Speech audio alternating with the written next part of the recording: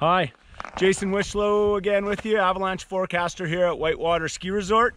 And this is our avalanche conditions report, our last avalanche conditions report actually for the season for backcountryskiingcanada.com. So wind has been the story of the season in a lot of respects, and definitely again during the last week. We've had 3 consecutive days with more moderate to strong, generally east-southeast wind kind of swirling around our drainage here and creating a wide variety of wind blasted surfaces. So, you know, an exposed tree line, alpine terrain.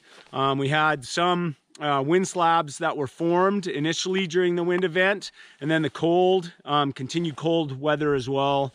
Faceted, you know, creates those square crystals, don't stick together, and then they just press into the snow surface and weren't really reacting. A few small wind slabs present, but again, some minor, very small size one avalanche activity. But other than that, wind again has basically taken the low density snow and blown a lot of it away. So we had a small surface hoar layer formed on the 28th of February. That's sitting down in sheltered locations where we didn't have the dramatic wind event. And it's sitting down about 30 centimeters.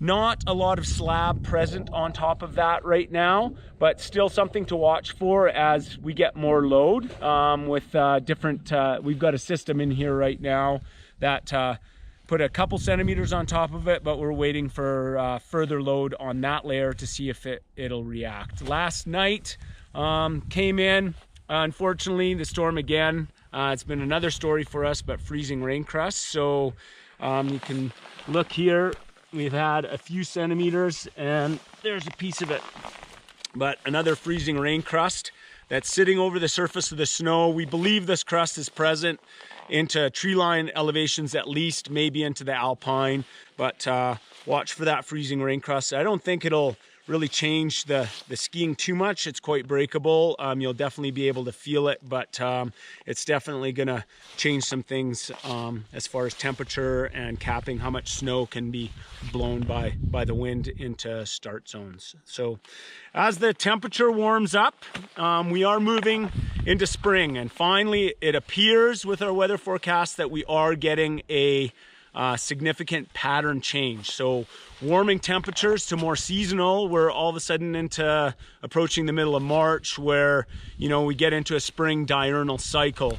So as you're traveling through the mountains and progress into that cycle, be aware that the sun has a lot of kick this time of year, and it can change conditions quite rapidly. So if you're traveling on solar slopes and you start to notice the sun changing the surface of the snow, it's getting moist, things like that will it causes avalanches really quite quickly. And the other thing it does is, even if we don't get a whole bunch more load from storms,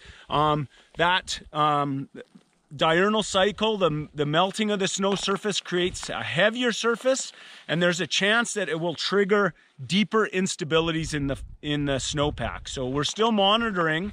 Below that February 28th layer is February 16th, another freezing rain crust like the one I just showed you. And then below that is the February 1st layer, which we've been talking about during the last couple of these blogs. And that February 1st layer is still responding to tests in sudden, in the sudden category, or propagation likely results from extended column tests. And that's in the hard category, but remember, just because it's in the hard category doesn't mean that it's safe or that it's going to be hard to trigger. A propagating result or a sudden result is still very dramatic, and it's something to take a lot of caution with, because that means that it's likely that if you hit the right spot in the snow that you can trigger that avalanche. So be aware of that. February 1st, below that is a real mix of surface hoar and freezing rain crusts again in about 30 centimeters.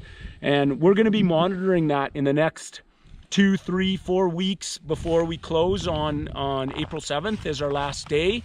But as the sun again really starts to affect the snow surface, and maybe there's, you know, maybe we get some of those spring convective storms and we get a bunch of more snow.